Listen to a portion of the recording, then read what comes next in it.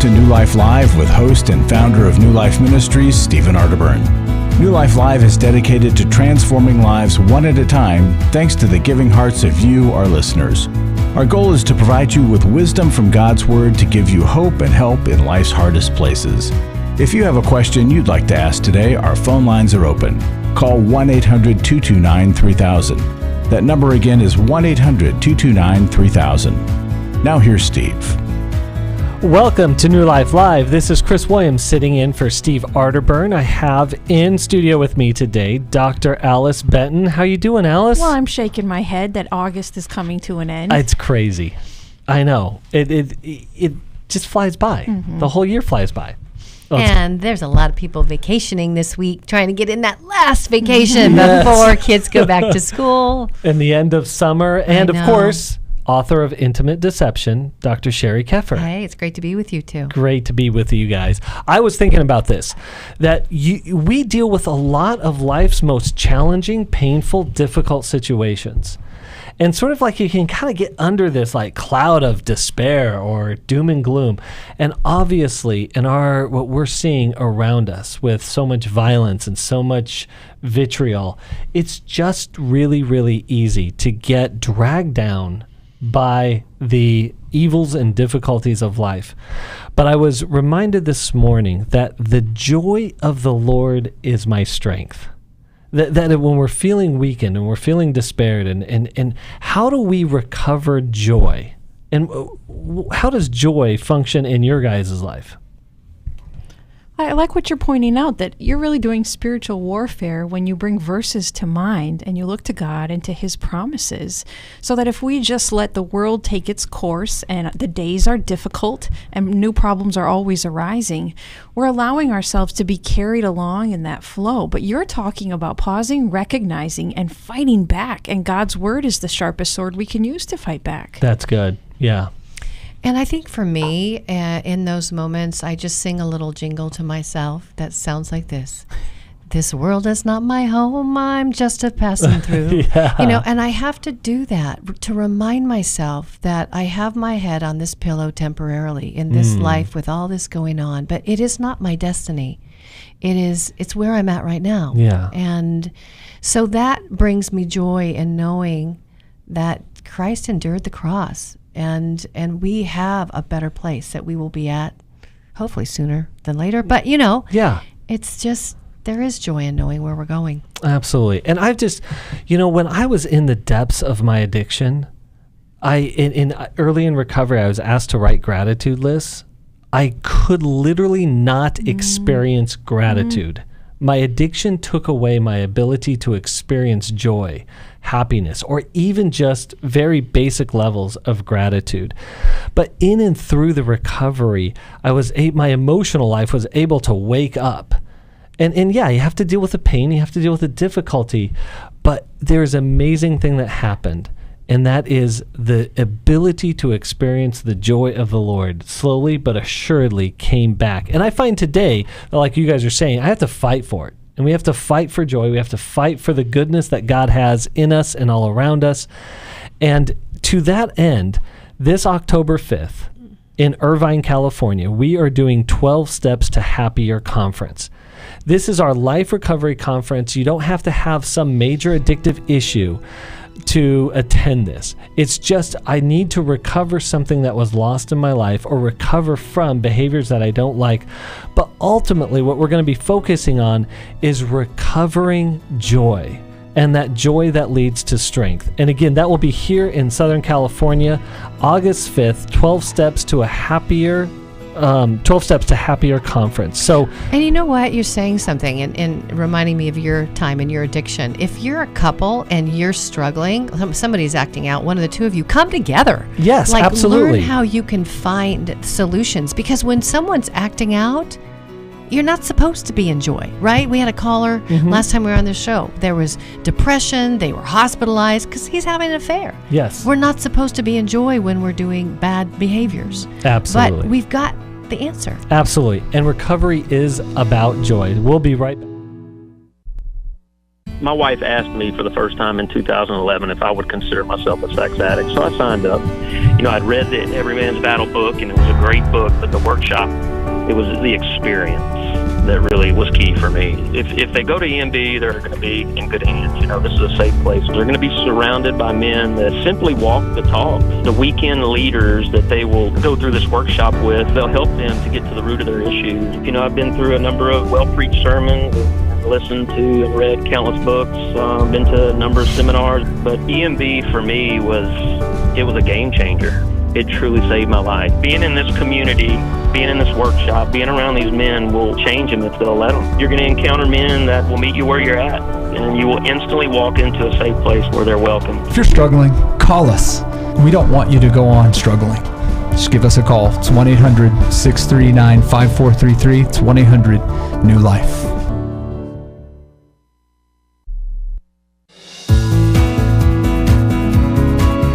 To find out more information about New Life or to order any of the resources mentioned on today's program, call 1-800-NEW-LIFE. Now back to New Life Live. Again, welcome back to New Life Live. Chris Williams sitting in for Steve Arterburn. Hey, I had made a mistake. I had said that in that last segment that the 12 Steps to Happier conference is August 5th. That's not true. It is October 5th. So, again, please join us. That'll be great. But we're going to go straight to the phones here.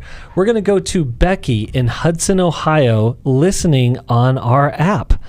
Becky, are you there? Yes, I am. Thank you for taking my call. No problem. What's going on and how can we help you? Okay. I'm having a hard time reconciling some things in my mind, and I'm hoping that you can help me. Recently in the news, there's been several megachurch pastors that have committed some pretty serious sins. Mm-hmm. And my question is kind of multi-part. How do we as followers of these pastors deal with the trauma, doubt, and mistrust we have after learning about these sins?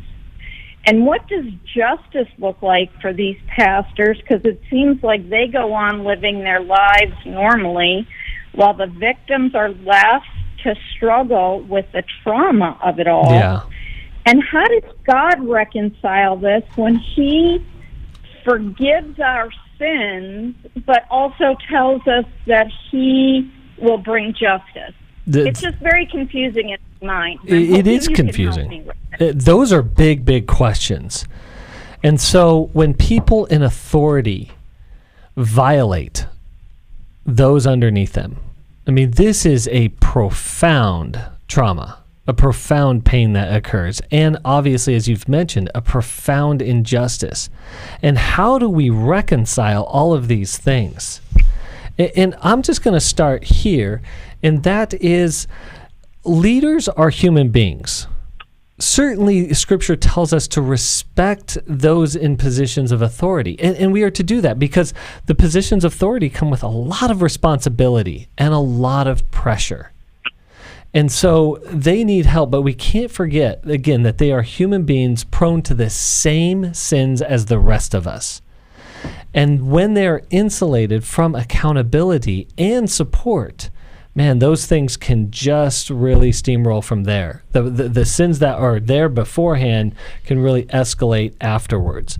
One of the things I heard is that, leadership doesn't make a man or woman. Leadership exposes a man or woman. And I think that that's a really profound truth. And so I'm going to just start here, and then I'm going to ask my incredible co-host to jump in on this. But that is, it is okay to ask very specific questions and accountabilities of our leaders. Leaders need it. And you are not being unfaithful or untrue by asking specific questions like questions of sexual integrity and sexual boundaries, behavioral boundaries of our leaders. That's not an act of insubordination. That is an act of faithful accountability. And Becky, with your... I agree. Go ahead. sometimes it's just hard to get close to them to ask them legitimate questions because they are protected by their staff. Yes, so there could be maybe a structural issue, what I call a cultural issue, that they are sort of insulated. But I think even asking questions of the culture, like what is the systems of accountability? What is the support that our leaders have? And how do we protect ourselves if a person in authority acts outside of what their care and leadership is supposed to be? And there's I guess part of my problem is I'm really having trust issues now, and it seems like it's affecting my want to go to church. Mm-hmm. Well, let me tell you something. Have you ever thought about the fact that you have betrayal trauma? You have betrayal trauma. I know I do. Yeah. So in our churches, and you know what, we haven't even started figuring out how to deal with this on a very grand scale, because you're right, the pastors are and their wives are sequestered away. They're given gag orders often. You can't talk to anybody about what just happened, and then the congregation just is on the sidelines grieving and hurting, and that's what sexual integrity issues, that's what sexual betrayal does. It shatters communities. It shatters not only the family, the wife and the kids and the pastor's world, but it shatters that whole community. I lived through it. To tell Becky. So as I'm hearing you, my heart is deeply grieved by the impact, because you are going to have to work through your own healing from it. When trauma happens, it wires in a negative belief in our brain that sounds something like this: I can't trust anyone. Guess what? Mm-hmm. You got tagged. That, like bad Velcro to your soul, your brain wired that in, and you know what it wired it in for? Because your brain wants to keep you safe. It doesn't want you to trust again. It doesn't want you to be hurt as deeply as you were by your pastor. But if we don't heal that negative belief, that shame belief that gets pinned to us, we end up for the rest of our living days not congregating at churches. Do you know how long it took me to find a pastor that I could actually look at in a church and not question? Yeah, right. That's what everybody... I used to say this in my own head. I used to look at pastors when I was, former pastor's wife and my husband fell. I would go and I would look and say, yeah, no one really knows what he's doing. Right? And elders would pass the plate and I'd go, yeah, probably people don't know he's using porn too. I mean, I was so hurt because of what had happened in my own marriage that I couldn't trust for a while. But I had to do my own healing, and I'm sitting here today as a testament to you that it is possible to not stay in that heartache and to get your truth back on, which is the opposite, is I can choose whom to trust. Mm-hmm. I live from that place now. I trust but verify. I just bought a hat that says trust but verify. Yeah, but it takes, there's trusting and trustworthy. And when we are violated and traumatized by other people, it breaks our ability to see trustworthiness and to be trusting. What we want to trust is that which is trustworthy. And so the verification part is being able to restore our ability to see that which is trustworthy. Yeah. And then allow ourselves to trust that. Now, Becky, I think God is lighting a holy fire within you. You are so upset and so hurt by this, and rightly so. And so I think he's calling you to something because of your reaction. That's good. Great idea. Whether he's inviting you to do more healing on the ways you've personally been wounded and betrayed in your own life, and or he's also calling you to be a fighter, to be a warrior in this battle, to be the one that makes the call no matter what the results are when you see evil being done, and or to minister to other victims. You have a holy fire in you. Ask God what he wants you to do with it, and he'll lead you in the right direction. Yeah. The church needs help with this. Absolutely. And I would love to send you my book, Intimate Deception, Healing the Wounds of Sexual Betrayal, because you didn't know what was going on when you were sitting in the pew, and so you were deceived. But that should lead you to take some steps for your heart's sake. Absolutely. We'll send you that book. And Becky, I just wanted to mention, a lot of times we look at the person who perpetrates these wrongs as someone who is getting away with it or moving on with their life, and we're asking, like, where is the justice? And so in working with people on the wrong side of this issue, they deal with an unending and constant inner torment. We can't assume that justice isn't, or that they're not suffering because we don't see it on the externals. Those people are suffering on the inside in ways that are unimaginable. And so it's not to have sympathy or anything like that. It's just to bring a reality to the situation. And I would say the other thing is that, justice is a tricky thing, at least this side. But I do believe it's an act of faith to say that, God will act justly. And he will treat justly accordingly. Somehow this all washes out in the end, and that God will restore the goodness and the rightness. And you were mentioning that earlier, maybe in a previous show that I was gathering. It's like, hey, I lay my head on a pillow in a world that is so oftentimes unjust. And it just requires me more faith to believe that God's justice will be served. And folks, please share with your churches, New Life Ministries, because one of our channels is to minister to pastors directly and to get pastors connected to every man's battle and their wives connected to restore. Yeah. So, Becky, thank you so much for calling in. Very important phone call, very important issue. So, with that, I want to go to Charlene in Syracuse, New York, listening online. Charlene, are you there? Yes, I am. Thank you. Can you hear me? We can. So, again, we're coming up against the clock here. So, quickly, tell us what you're going through and how we can help. Yes, so quickly. I've been divorced for 3 years, and I have a teenage daughter. Basically praying, I came to Christ after I was married a number of years with my ex-husband, and after the divorce, I was just praying, Lord, if you want someone in my life, bring him in. And so 3 years after my divorce, I'm attending a local church, and I met a man in church, and we really connected. He recently had gotten divorced about a year ago, and but 3 months into just kind of initiating conversations and things, he found out that his divorce wasn't finalized and processed yet, even though he had already moved out and everything. But then after, a couple of months after he found that out, then he just completely shut down, and there was no communication at all for like 2 months, and I didn't know what was going on. Didn't really tell me. Came back a few months later and said, look, I'm so sorry. There's just things I'm still working through. And I'm like, okay, I get that. But then another couple months, 2-3 months went by, and it is complete shutdown again. Mm-hmm. And so it's just been, my question is we go to the same church. It's a smaller church in the community, and I'm just, I'm frustrated because there's really no resolution. There was no end or conversation of why. It was like basically a text saying, hey, you're awesome and this and that. But did you ask to have a conversation with him?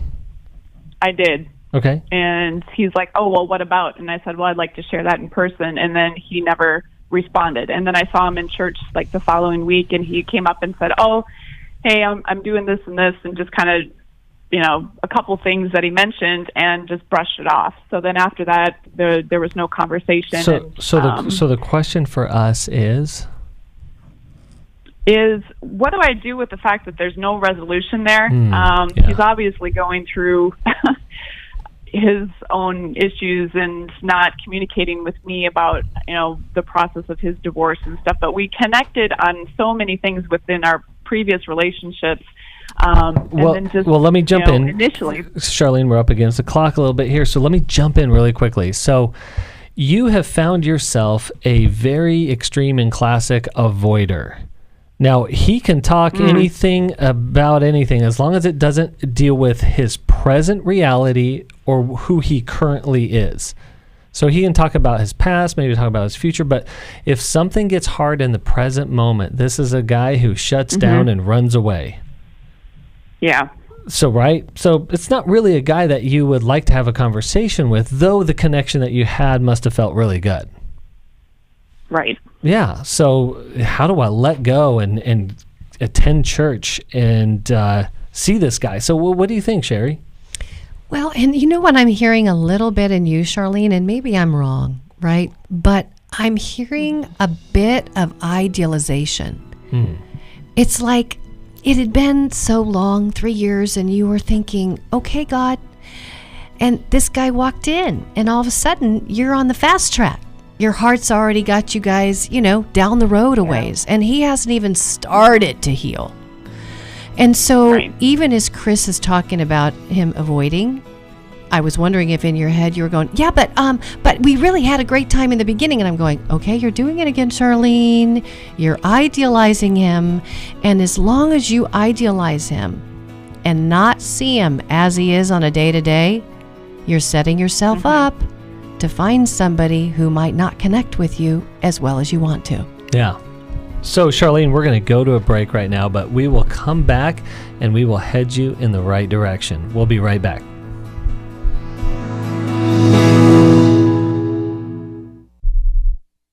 For most of my life, I've been dealing with an opiate addiction. Why is opioid addiction quickly becoming one of our nation's biggest killers? Maybe it's because it isn't only those who are addicted who are in denial. We did what I see so many parents do, is it can't be an addiction. There's something medically wrong. It's impossible to solve a problem when you don't know what you're up against, and families will try to find any explanation except the one that will put them on the right path. Alcoholism and drug addiction is a family disease. It doesn't affect just the individual. If someone you love is abusing painkillers, know what you're up against. It's time to admit it's addiction and seek treatment. Call us today at 1-800-NEW-LIFE. We have Christ-centered partner treatment centers around the country. Call 1-800-639-5433 or visit us online at newlife.com. We just made a decision. We will do whatever it takes. 1-800-NEW-LIFE. Hi, this is Steve Arterburn, and for 30 years, New Life has been the most trusted name in Christian counseling. Your ministry has saved my life. If you struggle with emotional hurt, family or marriage problems, the pit of depression, or the pain of addictions, we can help. I'm down 100 pounds now from what I was. You guys are awesome. You are a blessing to America.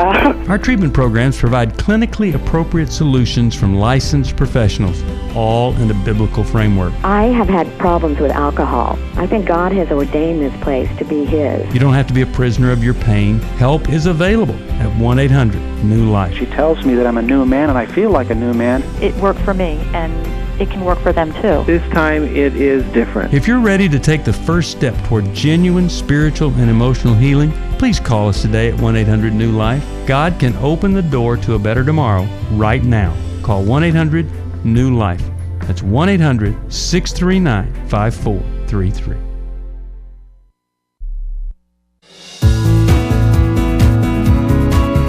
We'd love to hear from you. If you have a question or a comment, call toll-free 1-800-229-3000. Now back to New Life Live.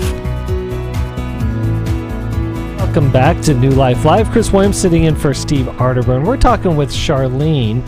And Alice, you had some thoughts. Well, Charlene, as we are going back and forth here because we understand his presence is so likely disturbing to you during worship at service, and it may be getting in the way of your connection with God.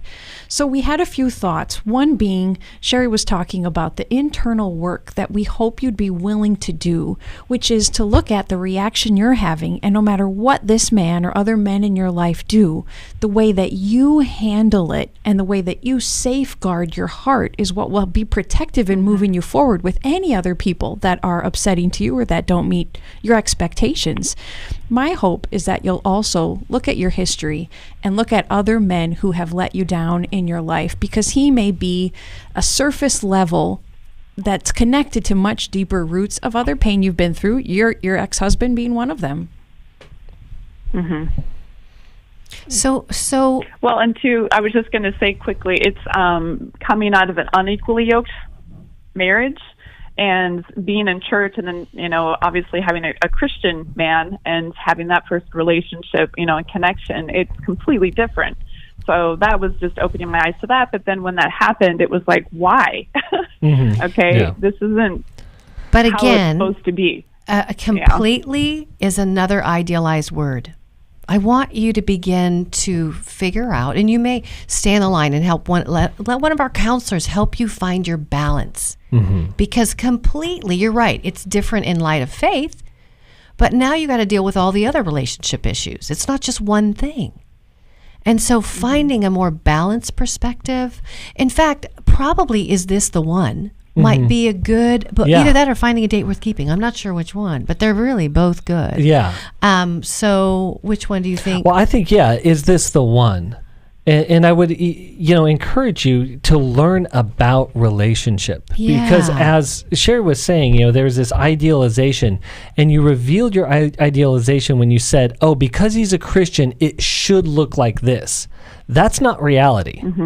He can have any title he wants, but relationship is about very specific characteristics that show up in connecting with another person. It's a crock pot, not a microwave. And there seems to be a lot stewing with somebody for a long time. Yeah, and it sounds like, Charlene, that there is absence of healthy relationships. So I want to encourage you to get with other women that you see relate healthy, that just connect well with other people, and learn from them. Get some mentors, get some relationship mentors.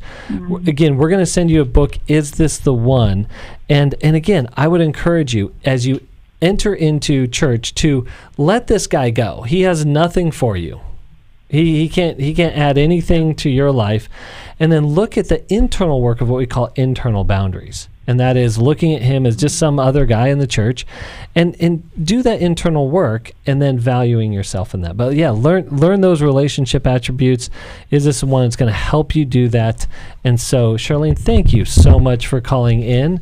I was going to say, just look at him as a friend. Just a guy friend. That gets you a category to put him in. Instead of avoiding him, just say he's a friend. Yeah. Period. That's good. Thank you, Sheri. Thank you. And in studio right now, we have Larry Sonnenberg. Larry, can you give us an update? Well, real quickly, my goal is to encourage people to call and join Club New Life. We really need that monthly bang for your buck. And we need about 6 people every day to sign up. I've stopped reminding people of that. Would you call and be one of the 6? And I want to, there's testimonies I can tell you. I mean, there's one real brief thing. One guy says he signed up not because of, we joined Club New Life because of something Steve said on radio. Not all of us have the opportunity to help like New Life does. Our support might be part of saving someone's life, might help someone in a dire place, save a marriage, etc. And I want to read a scripture passage that I think God has anointed us at New Life to be a part of as one of his instruments and tools to help make this happen. He says in Isaiah 43, "Fear not, for I have redeemed you. I have summoned you by name, you are mine. When you pass through the waters, I will be with you. And when you pass through the rivers, they will not sweep over you. When you walk through the fire, you will not be burned. The flames will not set you ablaze, for I am the Lord your God." And he's the Holy One of Israel, is his concluding thought there. So that's the mission of New Life, is to be the people that can help you not experience the burn, the overwhelm, the being overcome by the rivers and the waters. And so if you could support that mission and that desire and that goal, please join us, Club New Life, make a gift to New Life, call 800 New Life, find out all the details of Club New Life. We'll be glad you did, and I want to thank you for considering it. Larry, thank you for all that you do. And it just was a reminder to me that we're just coming alongside of Christ's work in the world, that come to me all who are weary and heavy laden, and I will give you rest. And it says rest for your souls. Man, a soul rest sounds really good about right now. And so, but that's what we're here to do. We're here to share the burdens, but also help people enter into healing, recovery, and ultimately spiritual health that leads to vitality. And so your contribution is vital for us to keep that ministry going. We thank you so much for your partnership.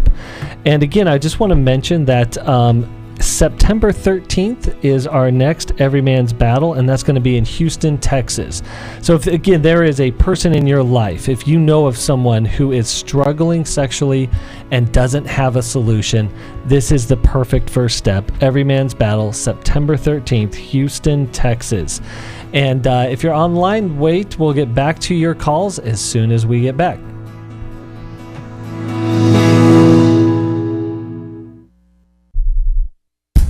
God pulled me out of the gutter of my life that I was living in.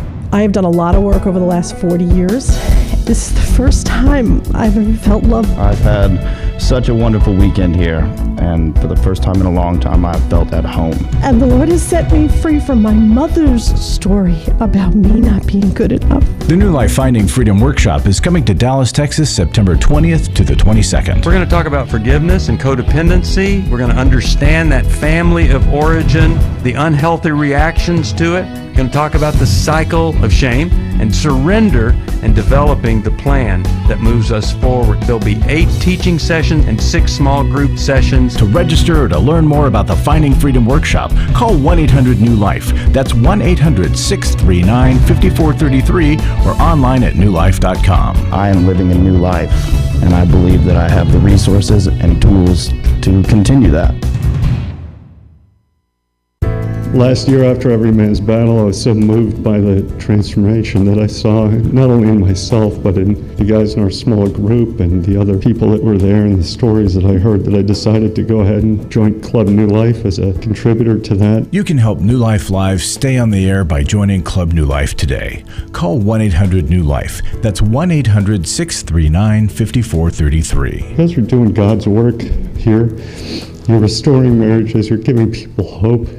It's just been such a blessing to me, and I just wanted to encourage you all. When you see something good that God's doing, just jump on that and help support that. Support Club New Life, and together we can help hurting people find help and hope in life's hardest places. Call 1-800-639-5433. Give your support to them if you can, and just help them do what God's doing here in the world. Call 1-800-639-5433 to join Club New Life today.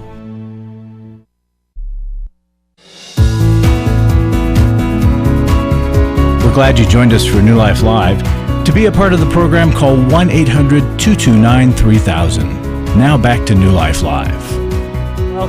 Welcome back to New Life Live. Chris Williams sitting in for Steve Arterburn. Hey, if you're looking for a resource, whether it be one of our workshops, whether it be one of our counselors that we are connected with across the nation, give us a call. That number for us to help you is 1-800-NEW-LIFE. Again, that's 1-800-NEW-LIFE. And with that, I want to go straight to the phones, or back to the phones. We're going to go to Hugo in Houston, Texas. Hugo, are you there? Yes, I'm here. Thank you. Yeah, what's going on, man? Well, I'm just calling because I'm a Christian and been following the Lord for 13 years. But I'm going through a divorce right now. I confessed my wife that I was a sex addict. I was acting out and looking for sex outside my house.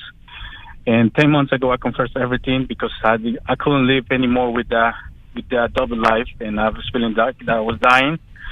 And everything started that day when I confessed to my wife, and I went to look for help to church, and she went to look for help. And I'm in rehabilitation since October last year.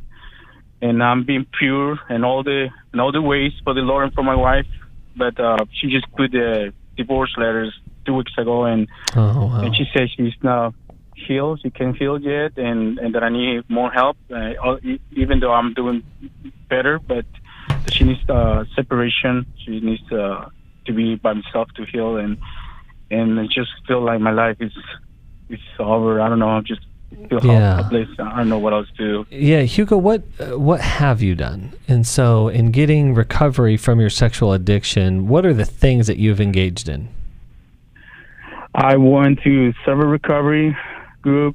I went to Conquest group at my church, and I also taken therapy sessions with counseling and therapist. It's a Christian guy, and he's been helping me a lot, recognizing all my traumas from my from my past. Excellent. And the ways I used to act, and why I used to be so angry, and why I used to treat my wife this way and that way, and my kids too, and I was affecting all my family.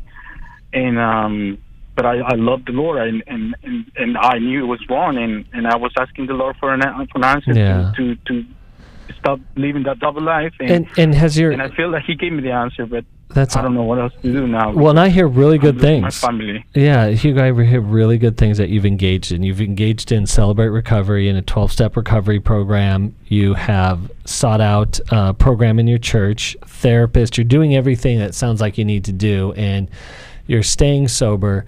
What has your wife done? Has she gotten any support for how this has impacted her?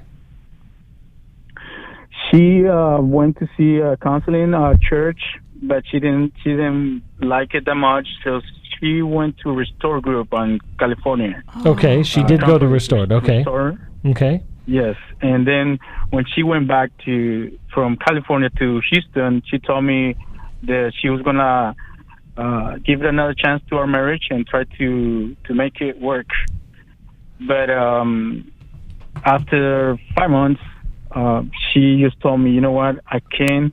And she didn't want to take any sessions together with the counseling. But let me ask you this. Let me ask you this. Did she give you a specific reason of why she didn't want to continue in the marriage any longer? She says, I don't want this marriage because the way you've been treating me, the way you used to talk to me, the way you cheat on me this many times, all those women you've been with, and you always make me feel that I was doing wrong and you were right. And, so everything is in my heart. Yeah, so the pain that she's carrying, that she's carried from your behavior and your acting out, is just really, for her, has caused damage that she can't stay in this marriage. So the question for us, what is that, Hugo? I just want to know if you think there's any hope for my marriage, and what can I do from this point now? Yeah. Alice, what do you think? We are so proud of you for all that you've done up to this point. For almost a year of sobriety.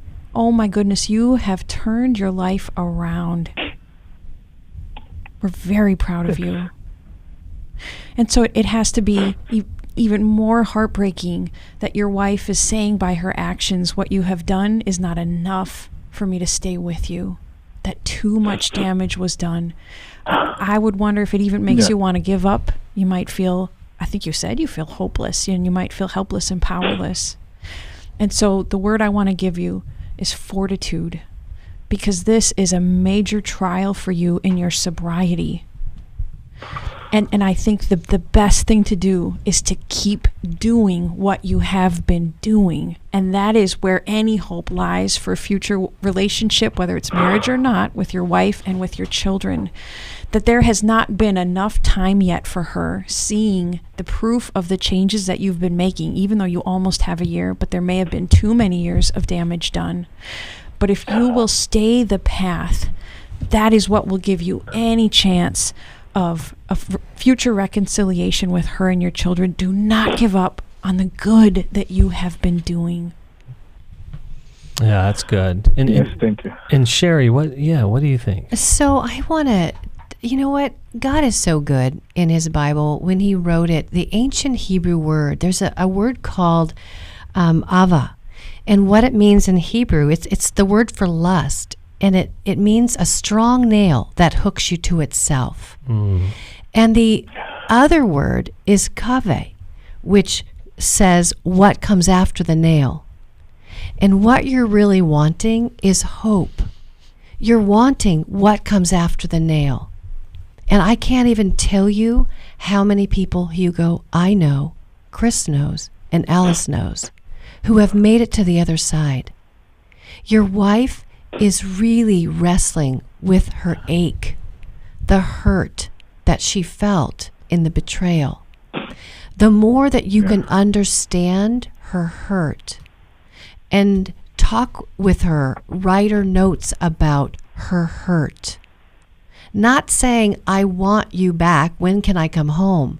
But it's really going through a process of restoration, which means owning and atoning. Right now, she needs you to continue to own what you did.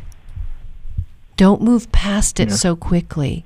And I talk about that. I have a guy that reached out to me that got my book. It's Intimate Deception, Healing the Wounds of Sexual Betrayal. And he read it cover to cover. And he said, Dr. Sheri, for the first time, I was able to sit in the layers of pain that I caused my wife. I didn't really have the right glasses on to see it, but it gave him language and a path to know how to reconnect with her. Not to get her back, but to honor the hurt that she's trying to heal from. Sheri, you make me think of Hugo saying to his wife, you have every right to divorce me. I have given you that right with all of my betrayals, and I can understand you making that choice. Hugo, as strange as that sounds, it acknowledges, as Sheri's saying, that you have caused this much hurt and damage to your wife and to your marriage and to your children. And by acknowledging that, you let grace flow into your family and your marriage, and that there is hope in that. Yeah, I will do whatever it takes. I will do whatever it takes. And as long as it takes to earn your trust, because I broke it. Thank you. Yeah. Well, Hugo, as Alice mentioned, we really are proud of you. You have taken some steps. I want to reiterate that this can be a huge challenge to staying on the pathway of recovery from sexual addiction. So to reiterate that, I want you to double down on your own recovery right now. And it really is hard to understand the impact that when you're the betraying partner of the betrayed partner. So I think, and Sheri, I love what you said. It's really important that we get behind the scenes on the impact of this behavior. So Hugo, we're going to send you a copy of Intimate Deception, Sheri's book. And really, I just walk through that. There may be some things that don't fit. Don't worry about that. There's going to be a lot of things in there that fit your situation and that help you connect and be more empathetic with your wife and what she's going through. And then give her that book after you've read it, and then go get the book Worthy of Her Trust and read that as well. That's great. That's right on. Absolutely. Hugo, thank you so much for calling in. And with that, these conferences really do help people, again, get the healing and hope that they need to carry on through life's most difficult situations. And I want to mention Finding Freedom, September 20th in Dallas. Again, that's to help us recover from the pain that keeps us stuck. But especially for Hugo and his wife, Intimacy in Marriage, October 25th in Columbus. Yep. This helps us break bad or destructive communication patterns in our marriages, those things that we all kind of get stuck in, and it helps us get unstuck and find greater connection in our marriage, but it also helps us heal some wounding that has happened in our marriages as well. So Intimacy in Marriage, October 25th, Columbus, Ohio, and we will be right back after this. I came into this thinking that my husband was the cause of many of our issues. The New Life Intimacy and Marriage Workshop is coming to Columbus, Ohio, October 25th to the 27th. But after learning about our attachment styles, I understood how our past hurts were playing into our present problems.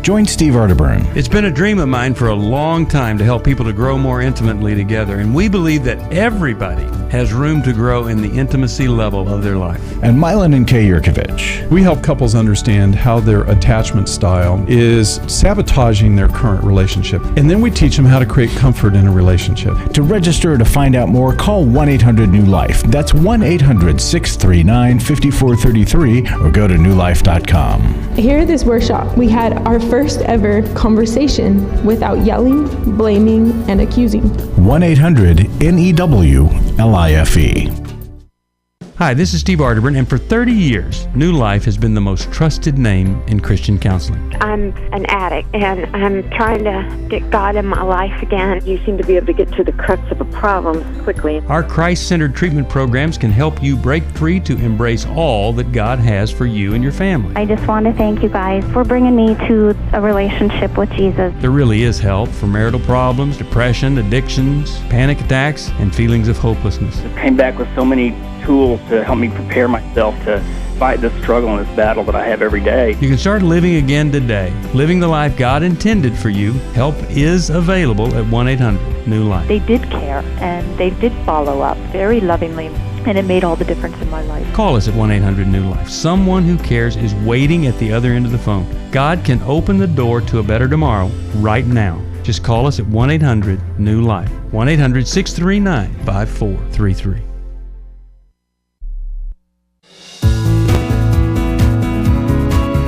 To find out more information about New Life or to order any of the resources mentioned on today's program, call 1-800-NEW-LIFE.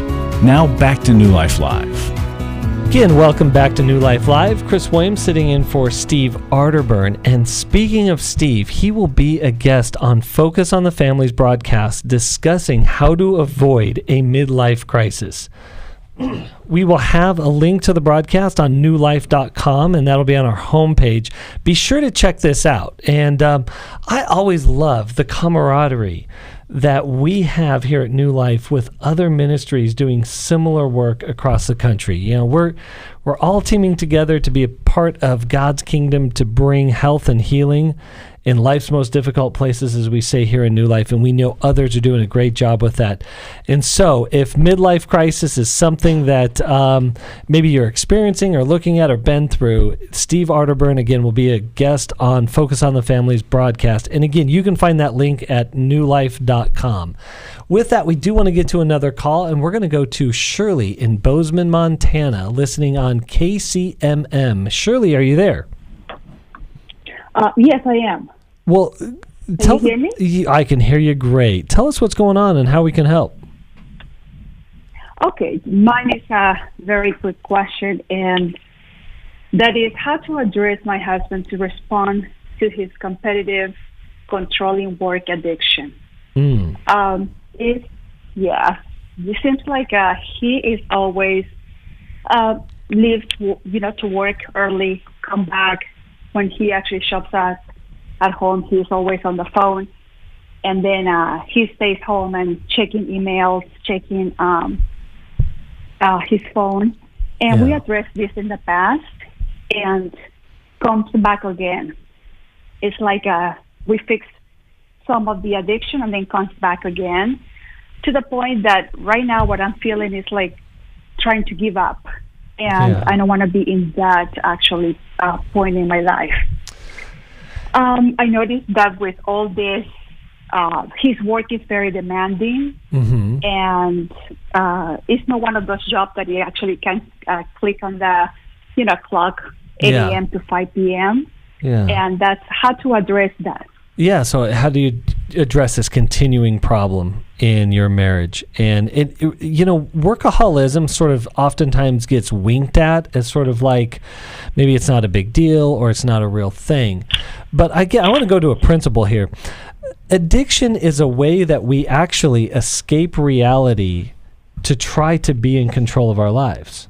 It's a place where we try to feel better about ourselves. And so work is actually an unbelievable temptation here. So I can't control another person in a relationship or an intimacy, but I can control a performance outcome at work is oftentimes the temptation. And so I can feel better about myself at work. And then when it does come to relating, then I don't know what to do, so I escape into a phone. So it's constantly escapism, and it's escaping from the relationship. And I'm wondering, Shirley, I can only imagine that you're feeling pretty abandoned here. Well, the thing is this, that I know that it's actually coming from a very harsh environment at work, very competitive because of his, kind of work he does. At the same time, I want to engage, want to help. I try to listen as much as I can to try to understand where is he coming from. Yeah, but hold on. But I don't want to. Yeah. So there's somebody that is getting left out of this equation, and that's you. That's me. Absolutely. And so want us to focus not on just what he's doing and how do I help him, but how do we help you? Alice, what do you think? Some words come to mind, Shirley, that you might offer to your husband. And I think you already do a good job of appreciating how hard he works and how much effort he does put into all of this. So just continuing to reiterate that of thank you for providing so well for us. I really appreciate it. And I miss you. And I love when we can connect together face to face. When can we carve out some time in the next couple days or the next week or two to make that happen? And then would you tell me, how can I help us safeguard that time so that you and I can have that face-to-face connection? When you take it on just a one request basis, would you carve out time for me in the next couple of weeks? When can we do this? Versus asking him to change the way he handles work entirely. He might be a little bit more receptive to that kind of invitation. And if it works well once, you can continue to build off of it with the same kind of pattern of request. Okay. So yeah, I have done that in the past. And we go to the point that actually we have a 1 day set up, let's put it away, and we go out. Mm-hmm. And, but I feel like this is like Monday through Friday, there is no room to have this connection. And do you still maybe Friday night, Saturday, Sunday? Shirley, do you maintain that 1 day a week carved out for the two of you? Yes. Yes, we do. But actually what we do is just go out, maybe have dinner. And again, I guess I know myself. I'm actually a patient person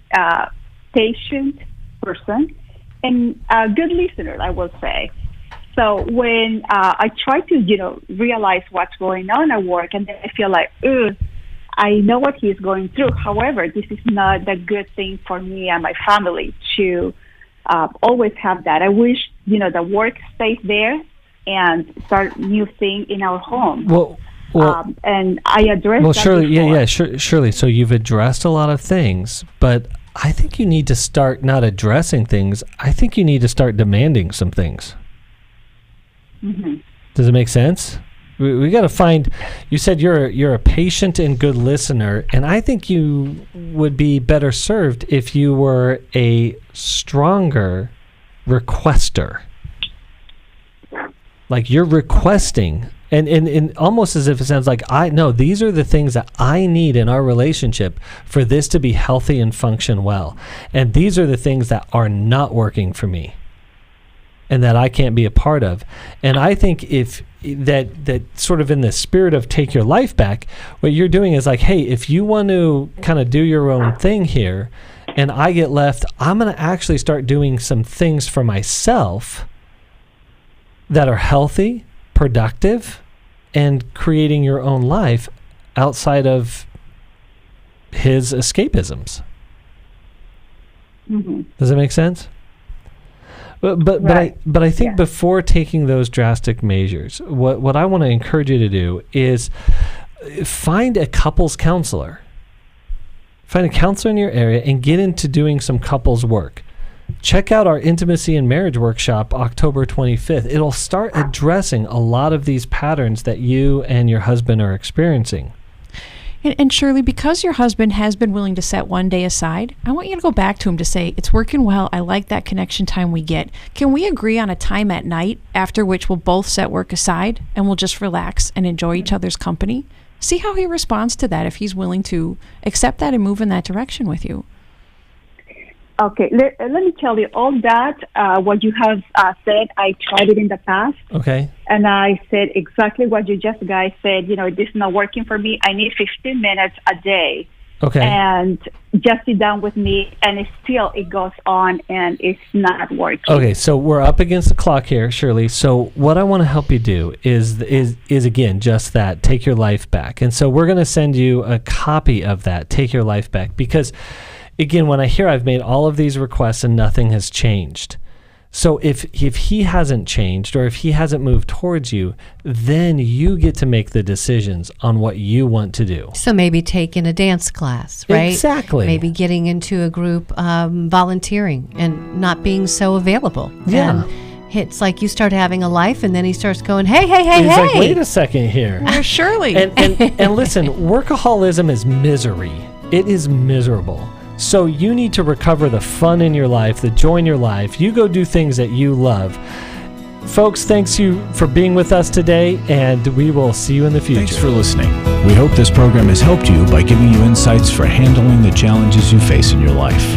We want you to know that we're here for you, but you also need to know that New Life Live is a listener-supported ministry. To make your donation or to get any of the resources mentioned on today's program, call 1-800-NEW-LIFE. That's 1-800-639-5433, or write to us at New Life Ministries, P.O. Box 1029, Lake Forest, California, 92609. Please join us again tomorrow for New Life Live.